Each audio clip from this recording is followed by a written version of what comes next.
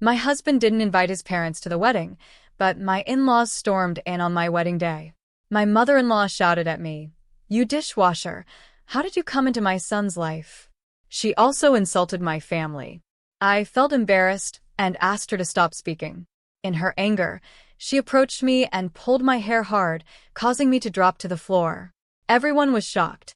My husband came forward, pulled my mother-in-law back, and asked her to leave the event.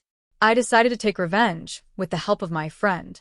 The very next day, I gave them a shocking surprise. My name is Anna Walker, and this is the story of my life, one filled with love, betrayal, and the fight for justice. I'm 29 years old, a law student, but not long ago, I was just a dishwasher at a local restaurant in Seattle, Washington. I never thought I would find love in such an ordinary place, but that's exactly where my story begins. It was a rainy afternoon when Ethan Brooks walked into the diner for the first time. I had been scrubbing dishes in the back, trying to drown out the sounds of clattering plates and the sizzling grill. But when I stepped out to refill a coffee pot, I saw him. Ethan was tall, with dark hair and an easy smile that could light up the dreariest of days. I felt a strange warmth rush over me, an unexpected flutter in my stomach. "Can I get you anything?" I asked, trying to sound professional, but my voice wavered slightly. "Just coffee for now." "Black, please," he replied, looking straight into my eyes. "And maybe your number if you're not too busy." I laughed at his boldness, my cheeks flushing. "Sorry, I don't give my number to customers. Company policy." "Is that so? Well, I'll just have to come back every day until you change your mind," he grinned. And that's precisely what he did. He came in every single day, for 2 weeks. At first, it was just coffee and light conversation. He was charming, asking about my life, and I found myself looking forward to our chats. There was something special about him, something that made me feel seen. Finally, after 2 weeks of his persistent charm, I agreed to go out with him. "Fine," I said, trying to sound nonchalant. "One date, but don't get your hopes up, Mr. Brooks." That one date turned into 6 months of pure bliss. We spent countless evenings laughing over cheap takeout, going for walks by the waterfront, and dreaming about the future. Ethan was different from anyone I had ever met. He saw beyond my job as a dishwasher. He appreciated me for who I was, not for my circumstances. But as our relationship deepened, I began to worry about what would happen when he introduced me to his family. Ethan came from wealth, and I worried his parents would look down on me because of my job and my modest background. "What if they don't like me?" I asked him one evening as we sat on the couch, watching the rain pour outside. "They'll love you. They just need to get to know you," he assured me, but I could see the uncertainty in his eyes. One evening, just after we celebrated our 6-month anniversary, Ethan surprised me with a proposal. He took me to our favorite spot by the waterfront, where the moonlight danced on the water's surface. "Anna," he said, his voice steady but filled with emotion, "will you marry me?" I was speechless. Tears filled my eyes as I nodded, barely able to breathe. "Yes. 1,000 times yes." As we began planning our wedding, I was excited yet anxious about meeting his parents, Henry and Catherine Brooks. I knew they owned a successful import-export business, but what I didn't know was how harsh their judgment would be. The day finally came when I was introduced to them. We gathered at a lavish restaurant, and as soon as I walked in, I felt small. The Brooks family was everything I wasn't: wealthy, polished, and powerful. Henry was imposing, with a stern expression, while Catherine was all sharp elegance, her eyes scanning me like I was a specimen under a microscope.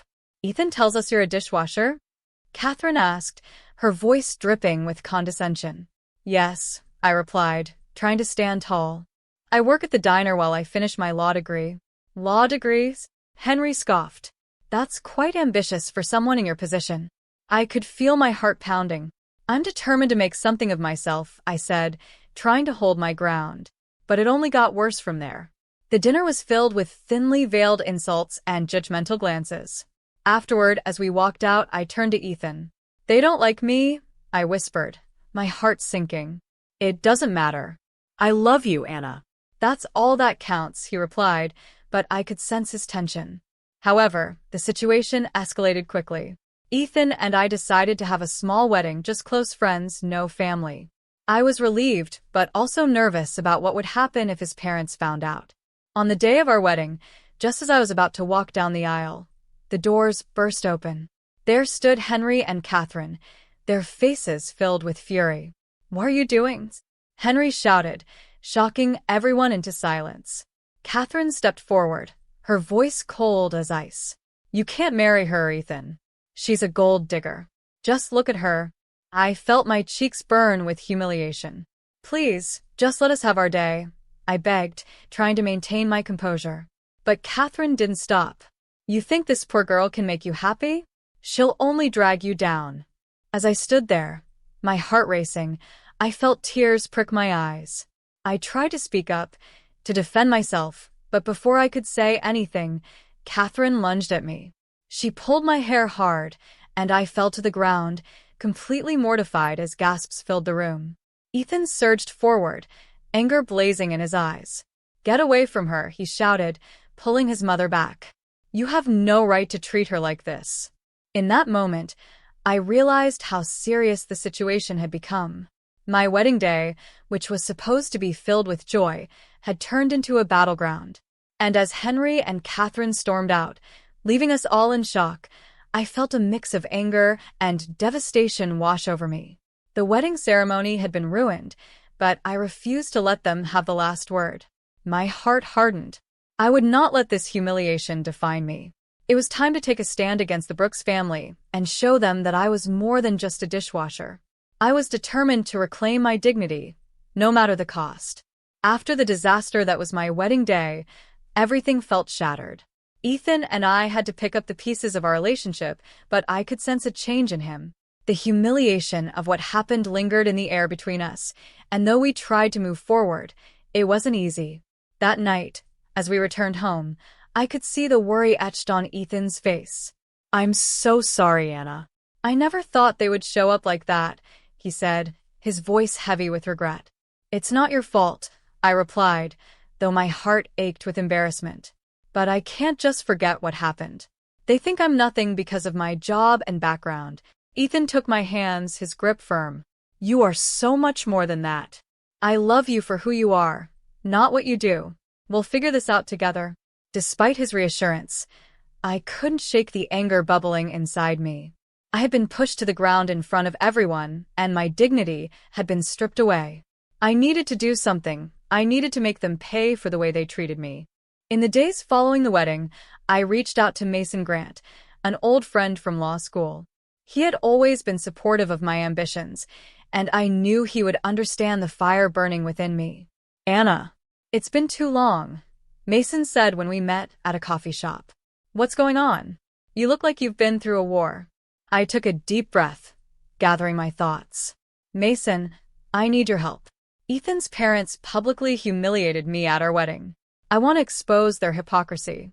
I want to show everyone who they really are." He raised an eyebrow, intrigued. "What do you have in mind?" I explained my plan to investigate Henry and Catherine's import-export business.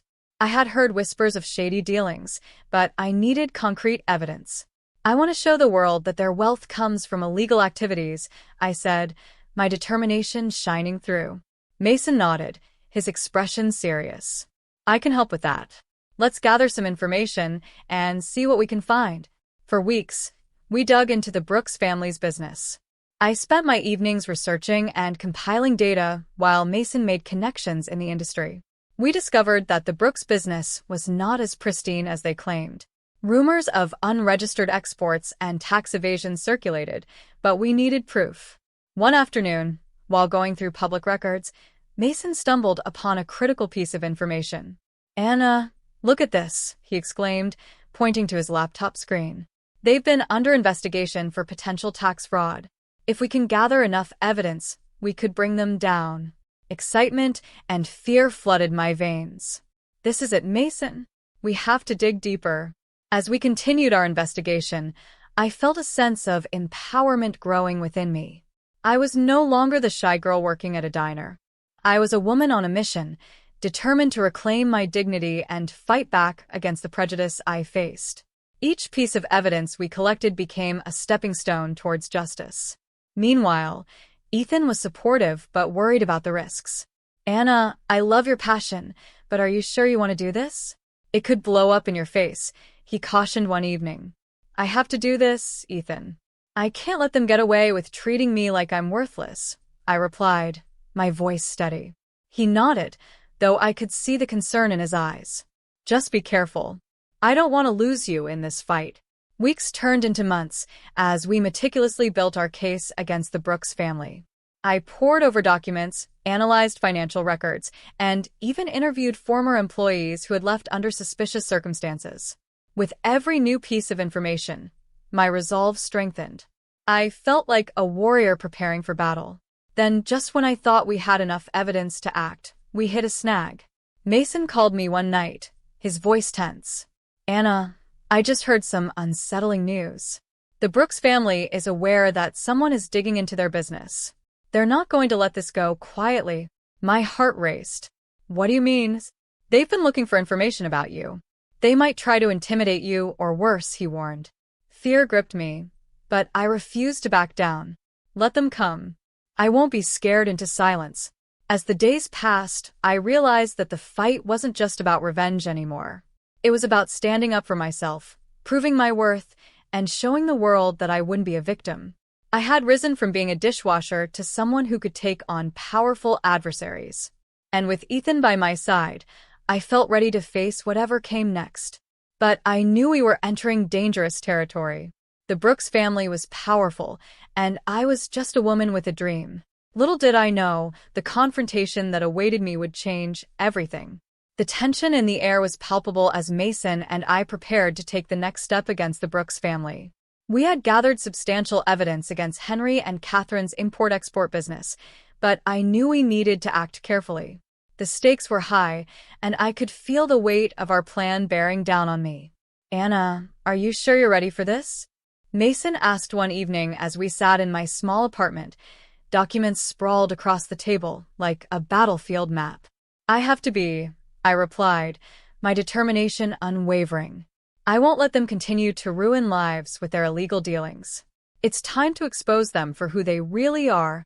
Mason nodded, though his brow furrowed with concern. Okay, let's make sure we have everything in place. Once we go public, there's no turning back. With our plan set, we decided to approach a local news station that had a reputation for investigative reporting. We met with Samantha Reed, a seasoned journalist known for her fierce dedication to uncovering the truth. As we sat in a small conference room, I felt a mix of excitement and nerves. Tell me everything, Samantha said, her pen poised above her notepad. I took a deep breath and began recounting the events leading up to our investigation, the humiliation at my wedding, the Brooks family's disdain for my background, and our discoveries about their illegal operations. I shared every detail, showing her the evidence we had collected, financial records, testimonies from former employees, and the research Mason had painstakingly compiled. Samantha listened intently, her eyes widening as the pieces fell into place. This is serious, she said, her voice steady. If what you say is true, I can help you expose them. We'll set up a detailed report and get this story out to the public. A surge of adrenaline coursed through me. For the first time since the wedding disaster, I felt empowered. With Samantha's help, we would reveal the truth, not just for my sake, but for all the people who had suffered under the Brooks family's shady dealings. Over the next few weeks, we worked tirelessly with the news station. The closer we got to the story breaking, the more I could sense the Brooks family's looming threat. My phone buzzed with notifications about new rumors spreading online, tales of my so-called gold-digging past resurfacing as if to undermine my credibility. Anna, they're trying to discredit you, Mason said one day, looking concerned as he scrolled through social media. We need to be ready for backlash. I'm not going to let them intimidate me, I replied firmly. This fight is about more than just us now. It's about showing everyone that they can't get away with this. The day finally arrived when Samantha's report was set to air. I sat in my living room, heart racing as I watched the news. The screen flickered to life, and there was Samantha, poised and professional. Tonight, "We expose a local family accused of illegal activities in their business dealings," she announced, and my heart leaped. As she detailed our findings, I felt a mixture of pride and fear. This was it. We were pulling back the curtain on the Brooks family, shining a light on their dark secrets. But then, just as I thought I was ready for anything, the phone rang. It was Ethan.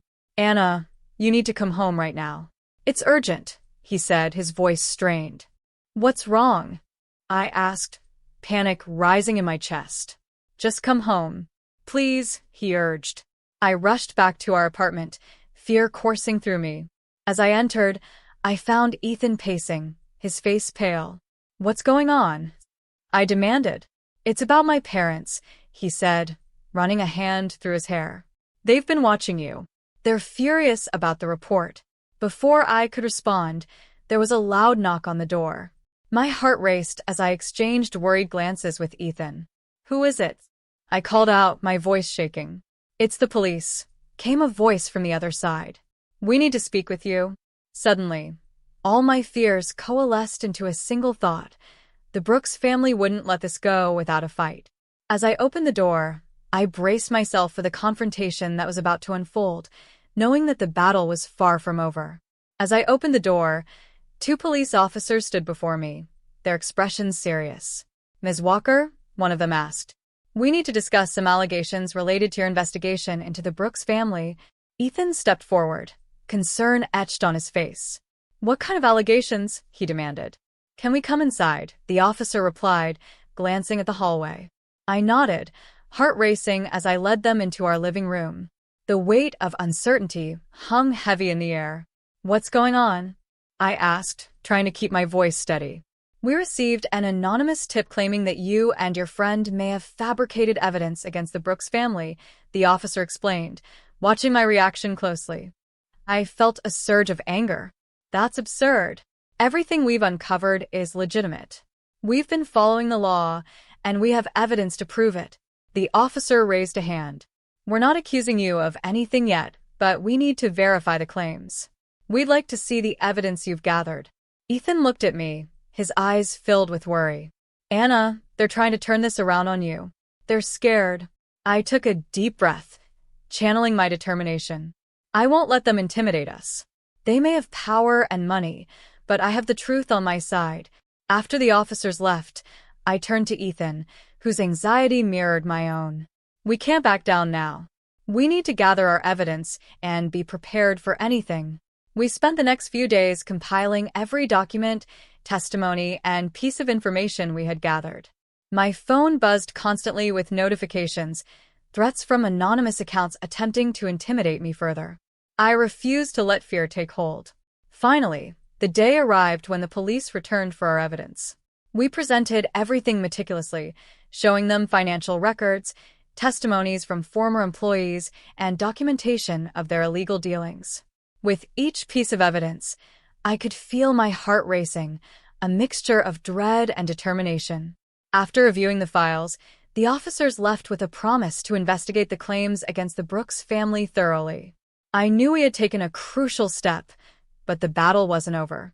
The Brooks family was still powerful, and I needed to be ready for their retaliation. That night, I called Mason. "I need your help.